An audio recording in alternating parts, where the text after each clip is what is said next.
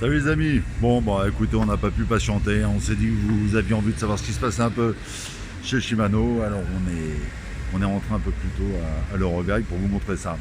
Alors voilà, le voilà, le fameux 12 vitesses Shimano. Alors première surprise,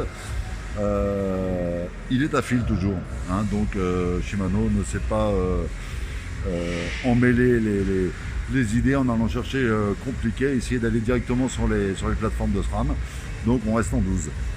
En revanche, ce qu'on a déjà pu remarquer, et c'est plutôt intéressant de regarder, c'est plus toute la poignée qui part, mais c'est seulement le levier. Vous voyez, on n'a plus que le levier. C'est plus fin. C'est plus fin, c'est toujours très long, hein, mais ça on n'a pas le choix avec l'hydraulique. Et on a ici, regardez, j'essaie de mettre dans le bon sens, voilà. Nos deux gâchettes, hein, plus grosses que d'habitude, regardez, celle de derrière est beaucoup plus importante qu'avant. Donc normalement, et elles ont même un écart, donc on ne devrait plus trop se tromper. Ça c'est plutôt pas mal, parce que c'était éventuellement un souci. L'autre truc qui est plutôt sympa, c'est la tête du pédalier. Regardez, il est aplati, beaucoup plus aplati que le précédent. Pour le reste, il ressemble beaucoup. La manivelle semble plus large aussi. En fait, il est beaucoup plus aéro. Hein. Je pense que c'est ça qu'ils ont voulu chercher. Pour le reste, on retrouve les quatre branches qu'on connaissait, avec ce décalage un peu vers l'avant, donc pour une histoire de couple. Et puis, je pense qu'ils ont dû gagner un petit peu de poids là-dessus. Donc un pédalier qui est très très beau et qui est un peu plus cool, je trouve, que le précédent, qui était quand même très très, rappelez-vous, très géométrique. Côté dérailleur.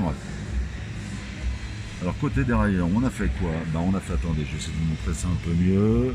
Là, voilà, ça devrait être mieux. Donc côté dérailleur, ils l'ont affiné, hein, visiblement.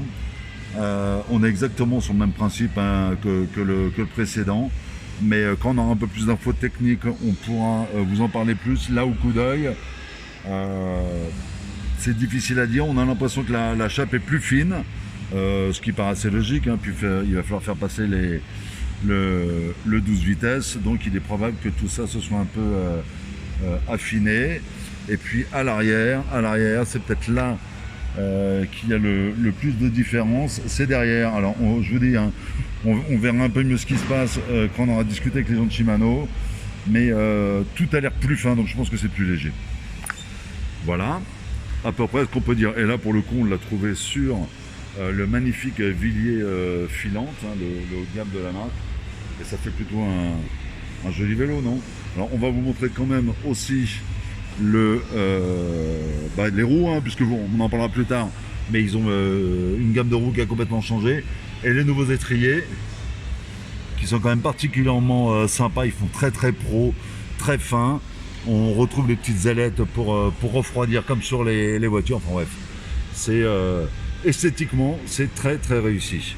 Donc voilà ce qu'on peut commencer à vous raconter sur nos amis de Shimano. C'est une belle entrée en matière, hein. Par contre, il va falloir être un peu plus patient pour le reste, parce que il y a du boulot derrière. Donc on vous dit à bientôt. Salut les gars.